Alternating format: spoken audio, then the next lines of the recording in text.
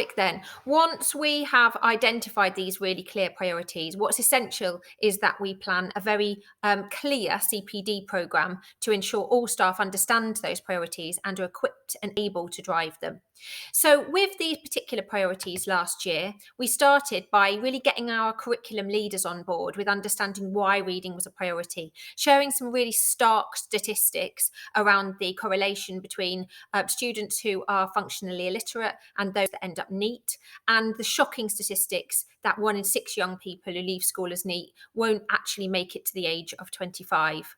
We talked about this being our burning platform, and these are slides we shared with curriculum leaders and then with all staff as we moved through the training programme around our reading and cognition programme and the bookletised curriculum.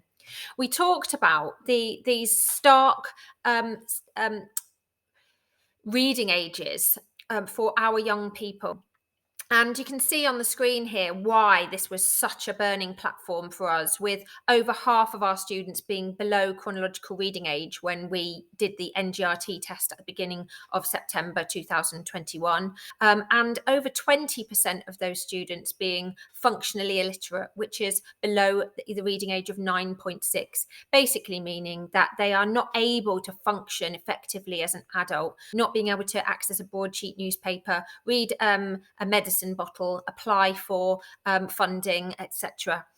So these things, we felt it really was our burning platform that we addressed this.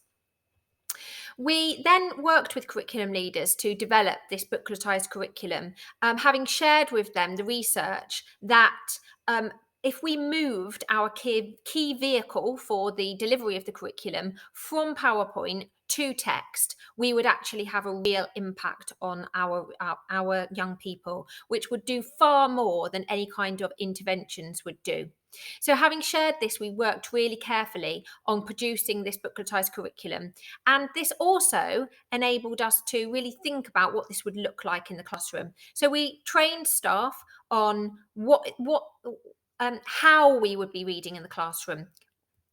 We talked about what that would needed to look like, what you needed to do before you read, what you needed to do in the classroom.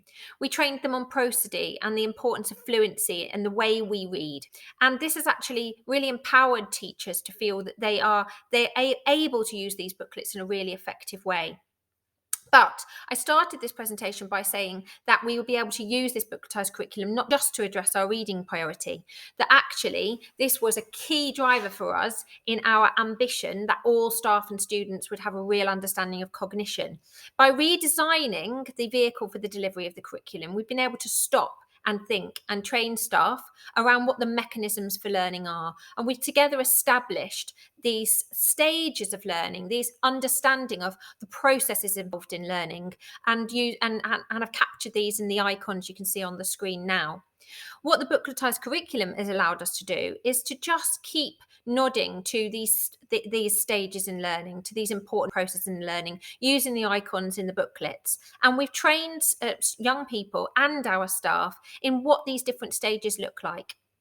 But we haven't stopped there. These mechanisms for learning also underpin our understanding of staff learning. And so we've developed CPD journals, which also, where we've as a teaching and learning team reflected really carefully on what the mechanisms of learning look like for a professional learning programme. And these underpin what goes into the CPD journals. So for instance, when we were training staff on reading, we used extracts from research around thinking reading from Diane and James Murphy. We've given them opportunities for processing in their CPD journals. We have done the same when we've been talking about cognition, and this is an example from the work we did with staff on memorable teaching by Peps McRae. So the responsive CPD is really, really important, but it cannot be responsive if you don't understand exactly what's going on in the classroom and what you need to do next. So the quality assurance that you put in place when you're driving ambitious targets for your school is absolutely essential. We do not see QA as making judgments to label teachers. We see it more as formative assessment for our professional learning community. So when assuring quality means what's happening, What's the impact? What can we do better? And we use lots and lots of different opportunities to work that out, to actually think about what's actually happening in the classroom and support staff to get better. And we use our findings to continue to adjust our CPD in order to make it as effective as we possibly can do.